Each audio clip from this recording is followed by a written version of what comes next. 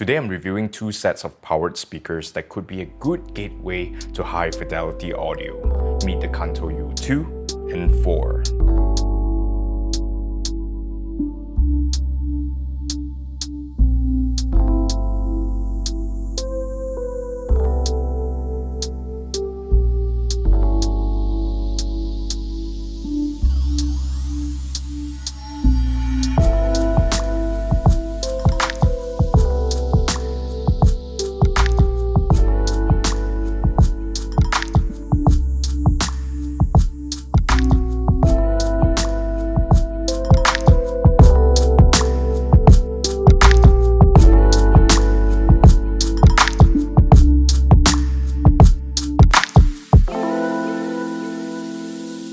Let's find out if it's for you too. Why your voice suddenly so deep?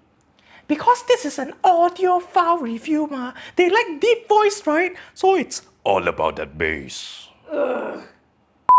Recently, I've been covering a lot of TVs and monitors, and some of you have asked me if I could review more audio products. Now, I know that most of you aren't bangsawans who can fork out a couple of grand and even up to tens and thousands of dollars for something like a pair of Bowers and Wilkins, not to mention the added cost of an integrated or stereo amplifier. So I decided to look more into the range between 1,000 to 2,000 ringgit or 250 to 500 US dollars, and that's when I came across Kanto speakers. Previously, I owned a pair of Audio Engine A2 Plus and also A5 Plus back in my old college days. I sold the A2 Plus pretty quickly but kept the A5 Plus paired mostly to my PS5 setup. Those speakers are still on sale right now. If you guys are interested, I'll leave the links in the description, but I actually wanted to see what more recent offerings from other brands sound like in 2022. Before we proceed with the review, I would like to mention a couple of things. Firstly, Kanto Malaysia did send these speakers over for the review,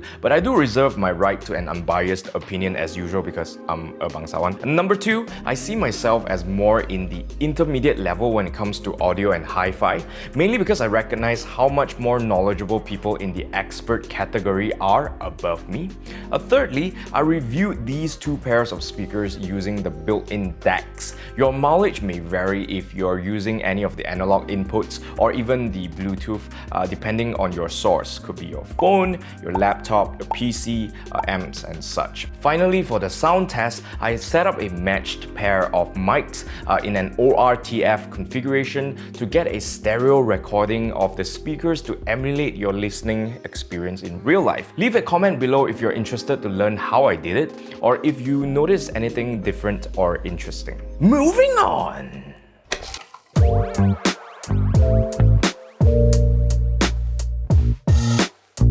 Firstly, let's start with the YU2. With or without you, with or... Let us start with what I like about these YU2s. As you can see, we have two different pairs here with different colors. Looking at the drivers, as you can see, you get a 3-inch Kevlar mid or woofer driver and a 3/4-inch silk dome tweeter in a tiny body. Overall, the YU2 sound signature is definitely more towards a bright, agile, detailed sound with a good amount of mid-forwardness. The lack of bass here does not make for a thin or anemic sounding pair of speakers. In fact, it actually sounds pretty good, especially for vocal-centric music or watching movies and even gaming. Bass hits who wants to shake up the entire neighborhood might want to look elsewhere. Next, another thing that I like about these speakers are, well, stereo imaging, which is actually quite accurate sounding with a good amount of separation. You can definitely point out the individual instruments from left to right in the horizontal space, which leads us to the soundstage. Also pretty sizable for tiny speakers like these. You get a good amount of size and depth. Though not perfect, I wouldn't have issues enjoying some classical music on these. One thing that really impressed me about these speakers is the resolution of the sound. How detailed things are, considering the small size. And also in terms of volume, for a tiny set of speakers like this, They get surprisingly loud, although I feel that they are still better experienced near field, which is on a desk like this 2 to 3 feet away from you. You'll have no issues filling up a slightly larger space, though you're definitely going to sacrifice even more bass when you move away from them. Lastly, the YU2 comes with a built-in DAC that you can access via the USB port at the back, and it is capable of supporting a sample rate of 48 kHz and a bit depth of 16-bit. This is especially useful if you're hooking it up to your desktop or laptop PC, especially if the DAC on your motherboard sucks. Moving on to the more meh parts of the YU2. Firstly, some might argue that it's a little bit too bright and fatiguing, especially if you listen to a lot of treble-heavy music. For instance, when listening to Frank Sinatra's Blue Moon, while the vocals sound slightly warm, forward, and pleasant, when the horn section hits, it can get a little and also, there is the obvious lack of bass, but I think it's pretty understandable given the small size. In fact, I prefer this over mid-bass bloat like in a lot of rubbish speakers in the same price point that end up muddying the mids, which most people care more about because this is where the human voice occupies most. And the weird decision to put the speaker knob at the back because adjusting volume can get very confusing, especially if your name is Elaine and you cannot tell your left from right. And finally, 48 kHz sample rate and 16-bit bit depth might not be enough for some pickier audio enthusiasts. Finally, let's talk about what I don't like about the YU2. To be honest, there's not much given the price point except for 2 things. Firstly, it doesn't have Bluetooth, which is kind of weird because it's already 2022, and also it doesn't have a controller, which is a little bit inconvenient if you have a deeper desk like mine and every time you need to control the volume, you have to actually get off your ginormous behind to do it, which is a little bit of a hassle. Us PC Master Race people just don't like to do that. Or you can be smart about it and just leave it at maximum volume on the speakers and then just use your media keys on your keyboard to control it, the volume. But if your keyboard is so noob that it doesn't come with media keys, then too bad, so sad. Upgrade your keyboard with for what? Here's a quick sound test of the Kanto YU2 for your reference. I've also included a link in the description to a more extensive sound test with all these songs that I used to test these speakers with, in case you want to have a listen, because I don't want this video to be copy-striked.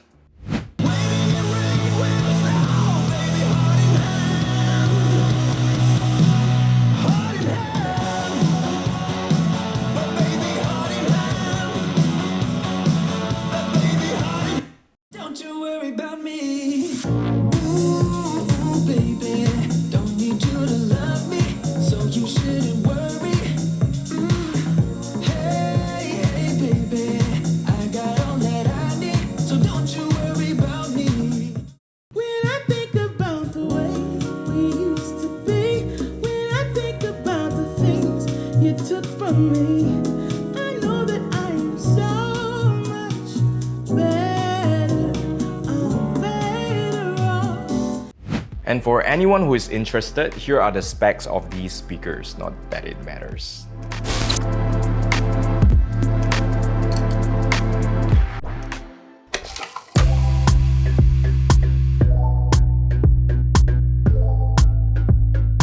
Next, let's talk about the YU4. Now, firstly, sound signature wise, you get a little more low end because you get that larger chassis and 4-inch woofer, which balances out the brighter nature that is similar to the YU2, but only to a certain extent. I mean, you still get the same nice warm mids that transition into a crispy high-end, but it still lacks a little from the bass department. Stereo imaging and soundstage also gets a nice little upgrade from the YU2, which is to say that you get better separation, placement accuracy, and also size. Basically, you get everything that the YU2 has to offer, just more balanced, refined, and detailed. One noticeable upgrade in the YU4 is the DAC, which supports 96 kHz sample rate and 24-bit bit depth. Another thing that you get when you're moving up to the YU4 is, of course, the controller, which allows you to even do some simple EQ tweaks to the sound. If you're using the speakers on the desk, I suggest that you leave it to everything 0, nothing. But if you're using it in a larger room or for your TV,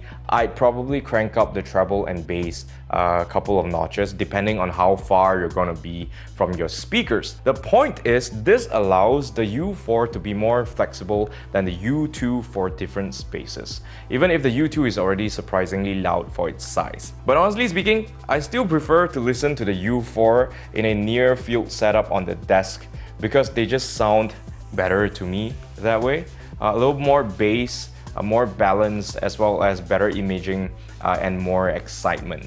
Of course, you need to make sure that you have your speakers set up properly. If you want a quick tutorial on that, please leave a comment down below and I might just make a Your Mother No Teach video about that. Some other features that make the YU4 more suitable for somewhere like the living room is the addition of even more audio inputs. Basically, we get 2 optical digital and 1 analog stereo input with a phono switch, so you can even plug in a turntable. The phono option is not really common in these type of speakers, so if you want to hook up a Rega Planetary or something like that, you can. It's just excellent value. I really can't tell you if the phono sounds good or not because I haven't gotten my turntable yet. Now, the only meh part about a YU4 would be the fact that it's still slightly brighter than some might like. If you don't like that type of sound signature that the YU4 is giving you, then chances are you won't like this either. But then we move on to the cons. And I would definitely appreciate maybe a little bit more bass to make for an even fuller balanced sound, especially when using it in a living room. I've heard speakers with better bass output in a similar sized body, so I know it's definitely doable.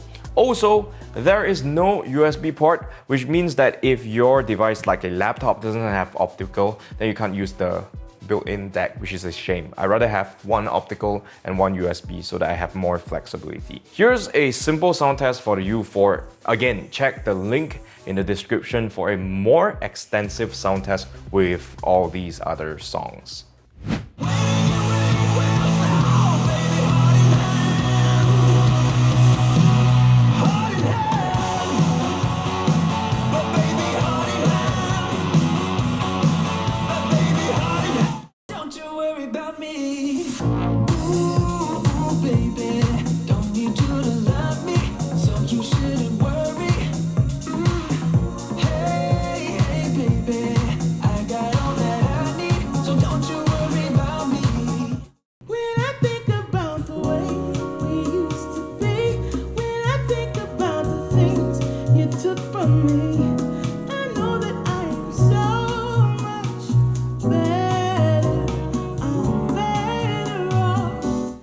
And also the specs of the YU4, again, if you're interested.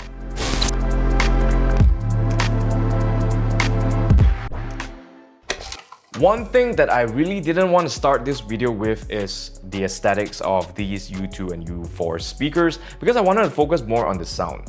These are speakers after all. And at the entry level for audiophiles, you want to spend more money on sound quality and not just looks. But hey, let's talk a little bit about the looks. Don't lie, I know you've been eyeing my pair of gloss red YU2s. Anyways, these YU2 and YU4 speakers come in a variety of colors. Are you an ROG fan with a sick gaming PC? Then get a pair of gloss red YU2 and YU4s lah. And have a minimalist living room with IKEA furniture? Get yours in black or white in either matte or glossy finishes. Want a little pop of color or texture? They got teal or bamboo. And that is precisely why I didn't want to talk about the aesthetics, because you might confuse the Kanto YU2 and YU4 for consumer speakers and ignore the fact that they actually sound pretty good. Anyways, here's the price list of all the different color options of the YU2 and YU4. Are you happy now?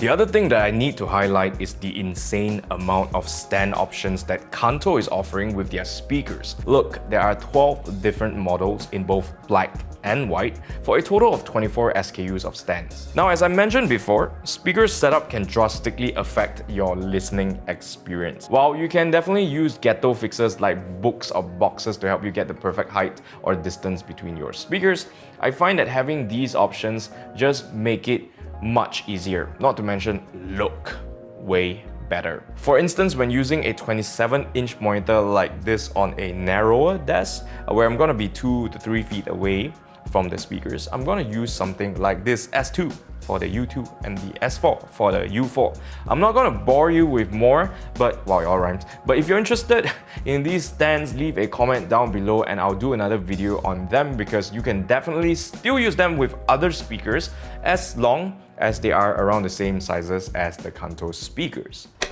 So here's the verdict. The closest brand I can think of to compare the Kanto U2 and U4 speakers to would be Audio Engine. Compared to a pair of Audio Engine A2 Plus that I previously owned, which is 400 ringgit more expensive by the way, I found the U2 to have higher resolution, a wider soundstage, and overall more exciting sound signature, which is slightly brighter with about the same amount of bass, which is to say okay lah for a 2-incher. Compared to the A5 Plus, I find the U4 to have less bass but better treble and stereo imaging, as well as an overall more detail in the sound. Don't get me wrong, the Audio Engine speakers are still quite good, and I probably won't sell my A5 Plus anytime soon due to sentimental reasons. But as of 2022, I think the Kanto U2 and U4 offer a little more value at this price point. Also, I can't wait to get my hands on the Kanto subs and try them out together with these speakers, because one of the only aspects I can think of that would improve my listening experience with the U2 and U4 is definitely bass quantity and extension.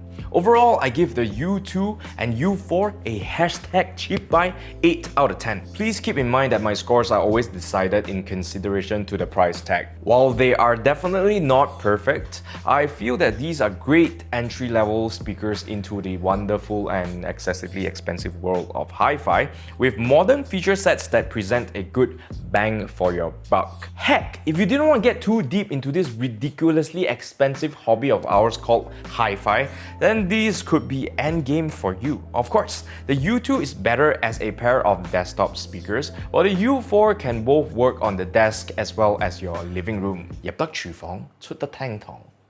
If you're interested in buying any of these speakers, I got you bro. Remember to check out the links in the description for a special discount only for Mobhouse people. Hashtag Abam Bayong. And that is everything I have to say about the Kanto U2 and U4 speakers. If you thought this video was helpful, don't forget to like and share. Leave a comment down below if you have any questions regarding these speakers, and I'll try my best to reply to you while I still have these speakers to test with.